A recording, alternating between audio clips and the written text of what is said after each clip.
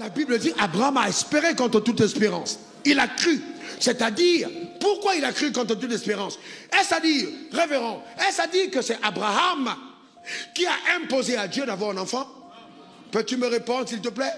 Non, il n'a pas imposé à Dieu d'avoir un enfant. Mais cependant, Dieu lui a dit je te donnerai un enfant. Et donc il a passé l'âge d'avoir un enfant. Vrai ou faux? Vrai. Sa femme était ménopausée. Il dit non, je ne peux pas reculer devant la parole de Dieu. Donc il a cru Dieu capable de faire ce qu'il a dit, même quand les circonstances autour étaient contraires. On est d'accord? Alors si quelqu'un d'autre dit je m'appelle Abraham alors qu'il ne l'est pas, et dit Dieu m'a parlé, et dit je veux aussi avoir un enfant à la ménopause, il criera, il se cassera les cordes vocales, mais Dieu n'exaucera pas. Est-ce que ça veut dire que Dieu n'a pas? Non, cet homme n'a pas eu la foi. La foi commence quand Dieu t'a parlé. Quand Dieu t'a dit quelque chose, quand Dieu a indiqué une promesse, qu'il y a quelque chose disponible pour toi. C'est pour ça qu'on dit que la foi, je dis que la foi saisit la grâce. Donc, ne confondons pas. On ne force pas Dieu par la foi, mais par la foi, on fait violence pour entrer dans ce que Dieu nous a réservé.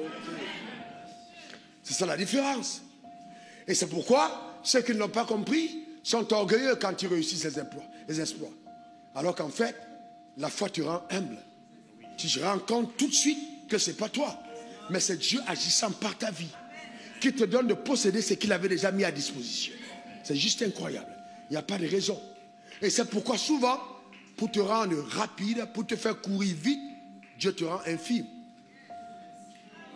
Il te donne d'être déboîté pour te donner une compétence qui ne va pas être rattachée à ton habileté. Dieu brise les personnes orgueilleuses afin que leur gloire ne soit pas rattachée à leur propre qualité. Et c'est ça que dans le royaume des cieux, quand tu penses que tu connais trop, tu es trop illettré, tu es trop si, généralement Dieu t'utilise moins. Parce que tu es trop rempli de toi. Il n'y a plus de place pour lui. Donc voyez-vous, donc c'est important. L'humilité, c'est important. La foi donc nous amène à cette dimension. Voyez-vous, je saisis ce que Dieu a pour moi. Dans ton entreprise, les contrats, les marchés, ça marche par la foi. Cependant, dans le domaine des affaires, je ne veux pas dire, oh non Dieu, j'ai saisi par la foi la prospérité. Comment est-ce que tes pères ont saisi ces choses? Eh bien, regardez, la foi c'est quoi? Avant qu'on y arrive, c'est quoi la foi? Quand je dis que j'ai la foi c'est quoi? C'est croire. On est d'accord? Croire en Dieu.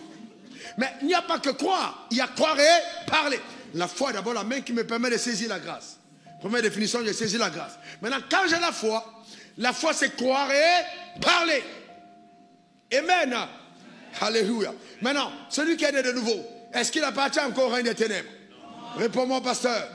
Est-ce qu'il est encore sous l'influence des malédictions héréditaires? Réponds-moi bien, avec certitude. Très bien, il appartient au règne de la lumière.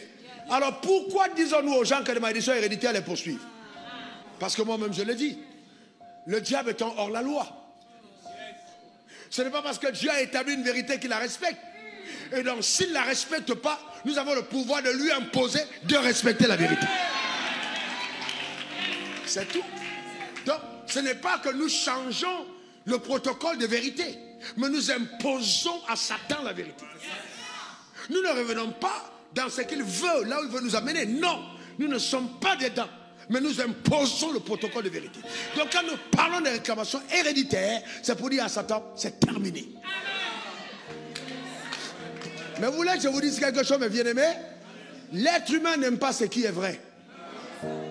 Les gens aiment quand on leur dit, vous allez apporter une offrande qui termine par 7, par 6, par 3, par 2. Quand vous posez ça sur l'autel, les démons qui ont cassé le cou de ta grand-mère devront quitter. Donc quand c'est ça, ça paraît vrai. Mais la Bible dit dans Ephésiens 6, verset 16, c'est par la foi que nous allons éteindre tous les traits enflammés du malin. Donc la foi te permet de résister au diable. Donne-moi encore ton meilleur amen. Dis encore amen. Donc je ne peux pas croire que je suis né de nouveau et que je sois encore pauvre. J'entends des gens m'écrire des choses. Vous savez, Internet donne aux farfelus et aux personnes ignorantes d'afficher leurs imbécilités. Je vois quelqu'un qui écrit, l'évangile de prospérité n'existe pas. Ok, ce sur quoi je pensais. Alors on ne doit que prêcher Christ et prêcher Christ seul. Alors je regarde et je dis, mais quelle stupidité. Christ c'est quoi? Quand on parle de prêcher Christ c'est quoi? Pourquoi est-ce que Jésus est venu? Pour qu'ils aient la vie et qu'ils soient dans la pauvreté? Non. Mais il faut que les gens soient conséquents. Non, on ne doit pas parler à guérison. Mais Jésus est venu pourquoi? 1 Pierre 2, 24 veut dire quoi? Par sa maîtrise, nous avons été. Si quelqu'un dit qu'il ne parle que de Christ et qu'il ne parle pas des acquis de la rédemption, c'est un barbare. C'est un barbare, c'est un ignorant. Il doit parler des acquis de la rédemption. C'est tout. Et la prospérité, et la santé, ça fait partie des bénéfices. Amen. Oh, demande ton nouveau. Amen. Dis encore Amen. Ça veut dire que toute personne née de nouveau, Jésus s'est fait pauvre afin que nous soyons devenus. Toute personne née de nouveau est un nouveau riche. Quelqu'un dit ancien pauvre. Encore. Est-ce que tu sais que c'est de ton droit légal d'inviter tes amis chez toi et ils te demandent à quelle occasion? Anniversaire, tu dis non. C'est quelle occasion? Qu'est-ce qui se passe? Je célèbre la mort de l'ancien pauvre. Quelqu'un dise encore Amen. Quelqu'un dise encore Amen. Quelqu'un dise encore Amen. Et c'est normal. Si quelqu'un est en Christ, il est une nouvelle. Il est quoi une nouvelle? Les choses anciennes sont passées, toutes choses sont devenues. Et la pauvreté est restée. La pauvreté est où? Elle est où? La maladie est où? L'échec est où? Mais c'est terminé, les malédictions. Terminé. Mais si tu ne la fumes pas de ta bouche, il y a un problème.